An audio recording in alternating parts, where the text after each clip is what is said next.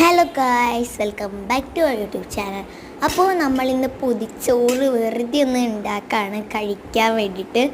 അപ്പോൾ ആദ്യം ഞങ്ങൾ ചോറിടാണ്, ഇലയിലോട്ട് ചോറിടാണ്. ഞങ്ങൾ ഇല പറിച്ചിട്ട് ഞങ്ങൾ ചൂടാക്കിയിട്ടുണ്ടായിരുന്നു, എന്നിട്ടാണ് ചോറിട്ടത്. അങ്ങനെ ചോറിട്ടു. ഇത് കഴിഞ്ഞിട്ട്